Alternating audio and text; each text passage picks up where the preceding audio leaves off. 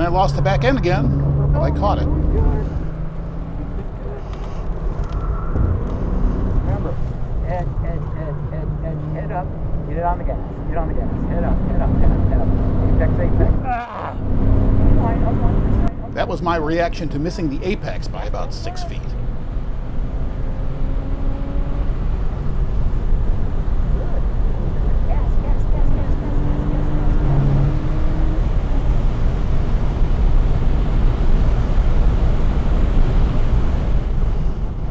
Finally, I got a proper rev match on that downshift.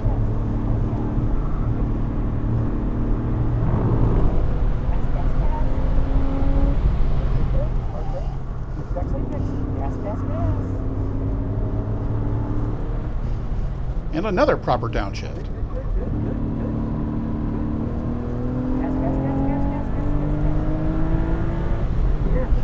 I got a Porsche behind me.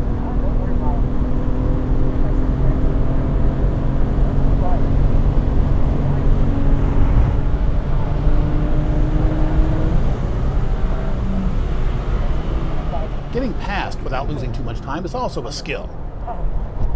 In the past, I slowed down too much. This time, I think I did it right.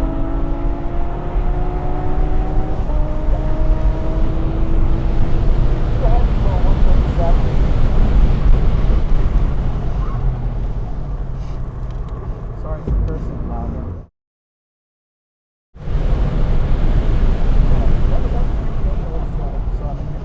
Even in a twisty section like this, it's best to look 1 or 2 corners beyond where you currently are. It helps your brain figure out steering inputs. That's why he's often yelling, head up, head up. Head up and look at that apex. Get on the gas, gas. Unwind the wheel, gas. The fast guys think about shifting into 4th here. You can tell I was thinking about it too.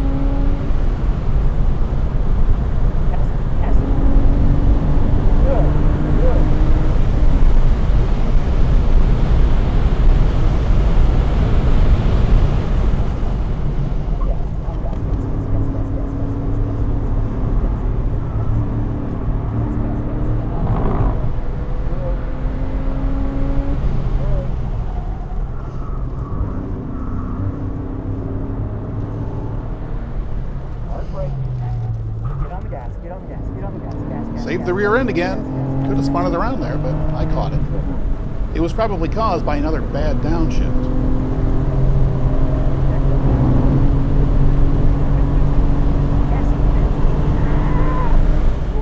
He also yells, gas it a lot.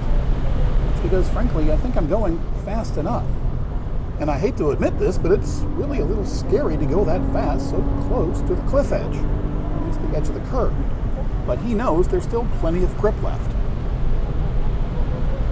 After a couple of 138s, I was now back to the low 137s. The 136 was in range.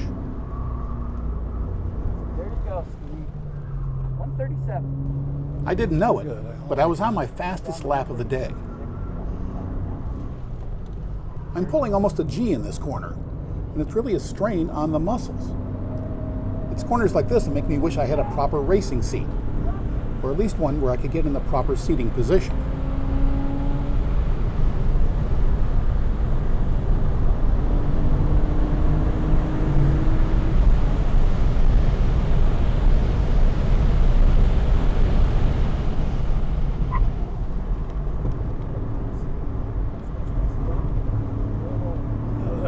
I turned in too early. I was worried about the curb.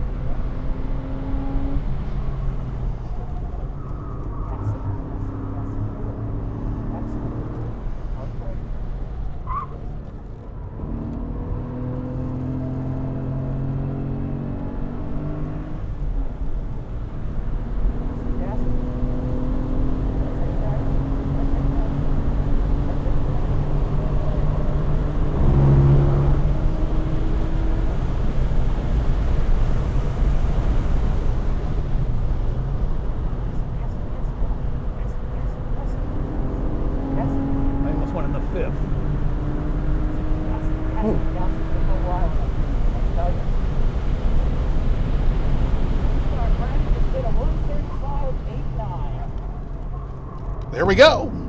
I was in the 135s. Only a second and a half slower than the instructor. You may not look it, but this is really hard work. Woo. And I'd lost just a little bit of concentration there and almost lost it. But Take it easy luckily, a I little bit. collected it. That was my fastest lap of the day. I did a 136 flat later in the day, but I never again got in the 135s. Most of my laps were in the 136s, I had a few 137s, and even a few 138s. But overall, my times were much faster than they had been in previous track days. So why was I so much faster today than I had been in all my other previous sessions? Well, first of all, it wasn't wet. Another factor was the car itself. On previous track days, it had been making a weird noise, a rumbling noise in the hard corners. One instructor thought it was a bad wheel bearing. Another thought it was shocks. A fellow Porsche Club member said he had the same problem. The tire was rubbing on the inner wheel well lining. So he invited me over to his place where he has a lift, and we removed the wheel linings. And that problem went away. And he's got a spec Boxster racer, and he said that my car was just fine. So now I knew I could beat on the car. And that's what I did. A nearly empty track also helped. I didn't have to spend all my time looking in the rearview mirror. And of course, the most important thing was David is a very good instructor. On this lap, I'm only going to use the camera in the back, so you can see how much work really goes into this. It's particularly difficult in these off-camber corners. You see how my arm is straight there? It should be bent to give me better leverage and more control of the wheel. But unfortunately, when I adjusted the seat to get in the proper position, of course my head was above the roll bar, which is not allowed. This is far more work than it looks. My heart rate never got above 123, but the physical strain is only part of the issue. There's so many things to think about when you're driving. There's the proper line, the proper acceleration points, braking points, turn in, turn out. And of course the thought of what happens if you go off track at 90 miles an hour? Or what if you spin, you get the back end a little bit farther out on one of those curbs? Well, that affects your head too. And it does add stress to the situation.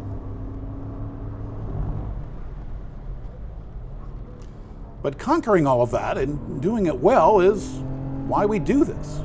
It's part of the fun. It's the biggest part of the fun. Now let's talk a little bit about cost. A typical track day costs between $300 and $500. A private instructor, well, that might be a little more. There's other things to think about, like oil changes, brake fluid changes, which you need to be done at least every couple of track days, and tires. I figured out that it cost me at least $150 to $200 per track day just in tire wear. And then there's brake pads and rotors. You can go through those pretty quickly too, and I haven't really gone through an entire set yet. Brakes and rotors on the Boxster, it's over $2,000. These pads and rotors have lasted over 6 track days. But remember, half of those were wet, which doesn't really wear the brakes. So for this 27-year-old Porsche, it's going to cost me about $100 to $150, maybe even $200 per track day just in brake wear. And that's why people ought to start with a Miata.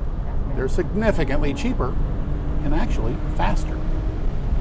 I just wish I fit in one, because I don't.